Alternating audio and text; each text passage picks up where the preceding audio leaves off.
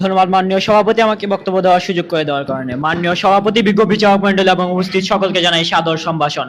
মাননীয় সভাপতি, আপনার অনুমতিক্রমে আজকে বিতর্কের মঞ্চে বিপক্ষ দলের বন্ধুরা যে প্রস্তাবনটি রেখেছে সেটি হলো শিল্প প্রতিষ্ঠান ও শিক্ষা প্রতিষ্ঠানের সমন্বয়হীনতাই কারিগরি শিক্ষার্থীদের কর্মসংস্থানের মূল বাধা। মাননীয় সভাপতি, আমরাও বিশ্বাস করি শিল্প প্রতিষ্ঠান ও শিক্ষা প্রতিষ্ঠানের সমন্বয়হীনতা একটি বাধা মাত্র, তবে যেখানে এটিকে মূল বাধা বলা হয়েছে সেখানেই আমাদের বিরোধ। মাননীয় সভাপতি, আজকে আমি আমার দলের প্রথম বক্তা হিসেবে বিষয়গুলোকে পুনঃসংজ্ঞায়ন করে দিয়ে যাব এবং আমার দলের দ্বিতীয় বক্তা এসে বিভিন্ন প্রকার তথ্য এবং যুক্তিপত্র প্রদর্শন করবে এবং আমার দলের তৃতীয় বক্তা এবং দলনেতা এসে প্রমাণ করে দিয়ে যাবে যে এটি একটি বাধা মাত্র, কিন্তু কখনোই মূল বাধা নয়।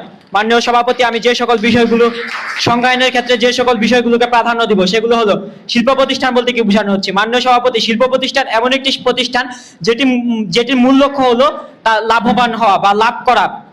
এরপরে তারা শুধু এরকম কর্মীরাই নেয় যারা দক্ষ। মাননীয় সভাপতি, শিক্ষা প্রতিষ্ঠান বলতে কারিগরি শিক্ষা প্রতিষ্ঠান বলতে এমন একটি শিক্ষা প্রতিষ্ঠানকে বোঝানো হচ্ছে যে প্রতিষ্ঠানগুলো দাবি করে যে তারা হাতে কলমে শিক্ষা দেয়, কিন্তু বর্তমান প্রেক্ষাপটে যদি দেখি তাহলে এটি কিন্তু মাননীয় সভাপতি হচ্ছে না। কারিগরি শিক্ষা প্রতিষ্ঠানের যে শিক্ষার্থীরা তারা হাতে কলমে শিক্ষা পাচ্ছে না। মাননীয় সভাপতি, আমি যদি আরো দেখাবো আপনাদেরকে। মাননীয় সভাপতি, আমাদের মূল বাধাগুলো হলো দক্ষ শিক্ষকের অভাব, পর্যাপ্ত পরিমাণ ল্যাবের অভাব এবং আরো আছে আমাদের ল্যাব অ্যাসিস্ট্যান্টের অভাব। মাননীয় সভাপতি, সাধারণত একটি আদর্শ ল্যাব এবং শিক্ষার্থীর অনুপাত হলো 1.12 জন শিক্ষার্থীর জন্য একটি ল্যাব।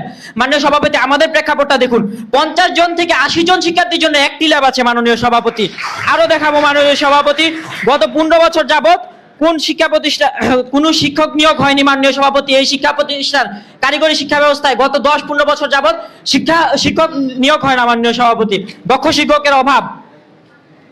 মাননীয় সভাপতি, আরো দেখাবো মাননীয় সভাপতি, আমাদের ল্যাবগুলো অনেক পুরাতন এবং অনেক বছর যাবত কোনো প্রকার টুলস আমাদের ল্যাবগুলোতে সরবরাহ করা হচ্ছে না। মাননীয় সভাপতি, যার ফলে নতুন প্রজন্মের সাথে আমরা নতুনভাবে তাল মিলিয়ে এগিয়ে যেতে পারছি না। মাননীয় সভাপতি, নতুন টুলসের সাথে নতুনভাবে আমাদের শিখে কিন্তু আমাদের এগিয়ে যাওয়া উচিত ছিল, কিন্তু যেটি হতে পারে